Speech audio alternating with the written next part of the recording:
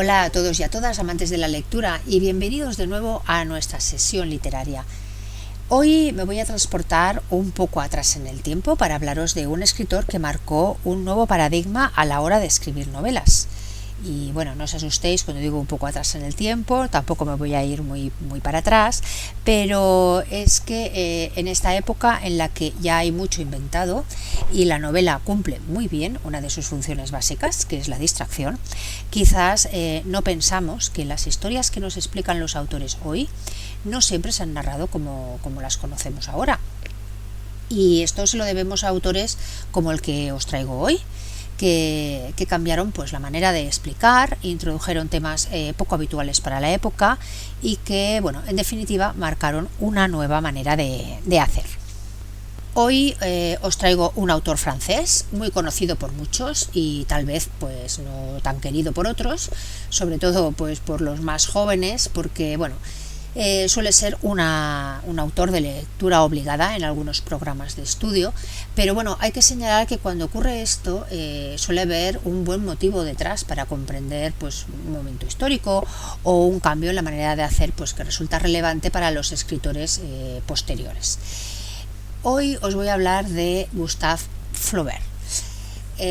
Pues sí, he vuelto al siglo XIX. El siglo XIX es que fue muy prolífico en muchísimos cambios y sobre todo en el literario.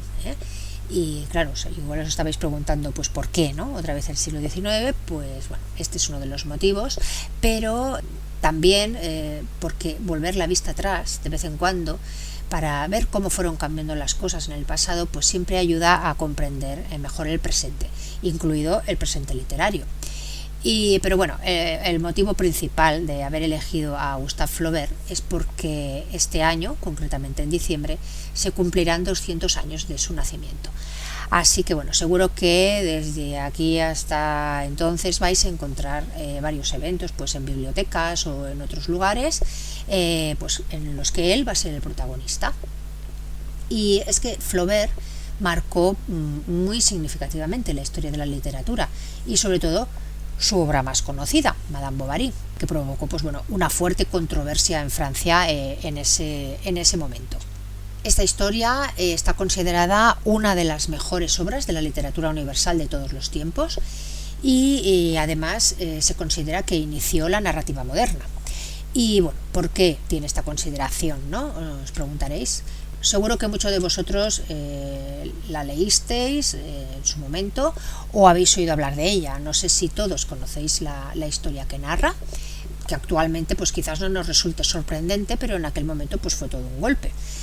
La novela nos explica la historia de Emma, una muchacha ofuscada por un ideal de amor romántico y apasionado que se casa con Charles Bovary, un hombre viudo, sin ambición, que se convierte en médico y que bueno, pues cumple con su trabajo de una manera desapasionada, pero bueno, ama profundamente a su mujer.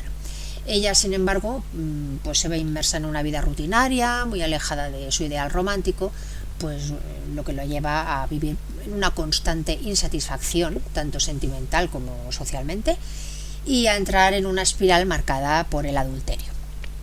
Esto, como os decía, quizás no nos resulte novedoso ahora, pero en el siglo XIX pues sí que lo fue. La novela se consideró un atentado contra la moral y provocó un gran escándalo en la burguesía francesa de la época, no solo por la imagen de Emma, sino también por la manera desnuda y sin tapujos con que representó a la sociedad. Y bueno, pues a resultas de esto, Flaubert acabó en los tribunales y acusado pues de atentado contra la moralidad. Pero al margen de la trama y la descripción de una sociedad, con esta historia Flaubert puso en práctica por primera vez su teoría sobre la novela. Flaubert fue un gran teórico de la novela. A su manera de escribir y a toda esta teoría que él puso en práctica le debemos la novela moderna, tal y como la conocemos. Y pues ¿en qué consistía esta teoría? Él consideraba que el autor no debía de aparecer ni directa ni indirectamente en ninguna parte de su obra, sino que había de permanecer así como impasible ante los personajes, ¿no? que estaban desarrollando la acción. No tenía que dejar que el autor no tenía que dejar que los lectores adivinaran pues si él tenía una simpatía o no hacia estos personajes, en una palabra pues que tenía que ser impersonal. A ver, ¿a esto qué me refiero? Me refiero a que antes de Flaubert, el narrador contaba las historias desde lo que, en estudios literarios se ha llamado un yo intruso, es decir, que el narrador, que no está tomando parte como protagonista en la historia, sin embargo, está narrando y va delatando sus intenciones, ¿no? Va tomando partido por uno o por otro personaje, condiciona al lector con sus expresiones. Es un narrador que todo lo sabe, pero es que además de esto opina sobre la acción, adelantando pues a veces situaciones que podrían haber sido descubiertas por el lector más adelante, siguiendo simplemente las interacciones de los personajes, ¿no? Por ejemplo. El caso es que hasta tal punto rompió con la manera de narrar hasta entonces que los críticos de la época tildaron la novela de Madame Bovary de fría y casi inhumana debido a esta objetividad con que la historia está contada.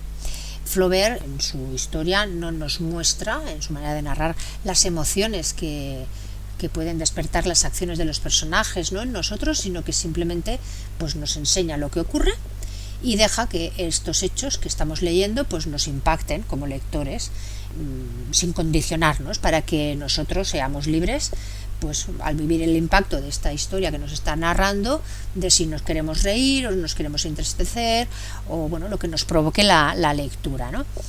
Claro, todo esto ¿cómo lo consiguió? Flaubert fue un gran maestro del uso de la palabra. Él utilizaba las palabras de una manera muy precisa, elegía de manera perfecta cada expresión, cada palabra que podía pues reflejar mejor lo que estaba ocurriendo en la acción, y es lo que llamaba la palabra justa. Y este uso del lenguaje es lo que hizo que la obra pues fuera diferente, ¿no? Es lo que hace también que aunque un mismo autor escriba diferentes historias, diferentes obras, por el uso exacto de esta palabra justa, los estilos puedan ser cambiantes. Por ejemplo, cuando leemos Madame Bovary nos encontramos con una prosa pues así como muy sencilla, escueta, muy realista, y en cambio en otra obra suya, en La educación sentimental, pues nos encontramos con una narración pues que nos resulta como más lírica y más romántica, ¿no? De hecho, ahora acabo de mencionar dos palabras que también definen la obra de Flaubert, que es el realismo y el romanticismo, y es que, en su manera de narrar, pues los dos conceptos se mezclan. La verdad es que no era mi intención apabullaros con muchos datos literarios, pero es que la importancia de este autor es tan grande que en este pequeño espacio, pues la verdad es que se hace difícil no condensar demasiado. Madame Bovary es tal vez la obra que muchos de vosotros conocéis de él y de la que se ha hablado por añadidura muchísimo, pero Flaubert tiene otras obras que también son relevantes. Escribió, después de Madame Bovary, escribió Salammbô, una novela histórica con personajes que mezcla la realidad con la ficción. Es una obra cuya acción pasa en el siglo III a.C., antes y durante la guerra de los mercenarios, una guerra que tuvo lugar poco después de la primera guerra púnica y está ambientada en la ciudad fenicia de Cartago. Otra obra suya que marcó un gran impacto en la literatura y que sentó muchos precedentes fue La educación sentimental. Esta fue la última novela que publicó en vida. Nos narra la historia de un joven, de Frédéric Moreau, que vive la Revolución de 1848 y la fundación del Segundo Imperio francés, y del amor que sentía por una mujer mayor.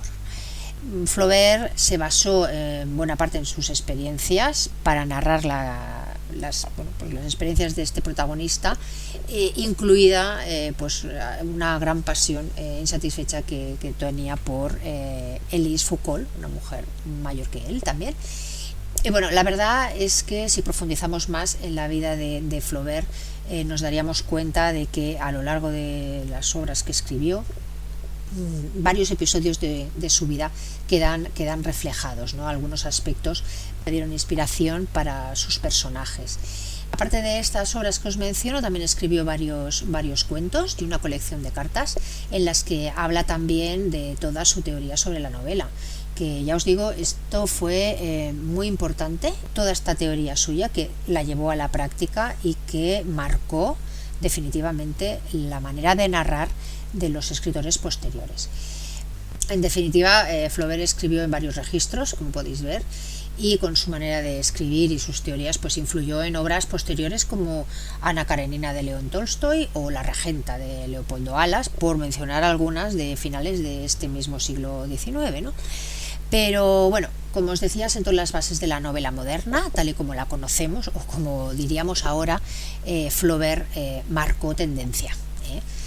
Bueno, si estáis interesados en conocer más sobre su obra, yo os recomiendo la lectura de La orgía perfecta de Mario Vargas Llosa, una obra crítica sobre Flaubert y Madame Bovary fantástica. De verdad que es un estudio maravilloso sobre esta obra, y bueno, si la leéis podréis encontrar pues todo lo necesario para que conozcáis y apreciéis mejor esta novela de Madame Bovary, que bueno, pues que tantas influencias ha tenido posteriormente, no solamente en la literatura, sino también en el cine, y bueno, y profundizaríamos más, pero incluso para definir situaciones psicológicas que aún hoy siguen vigentes.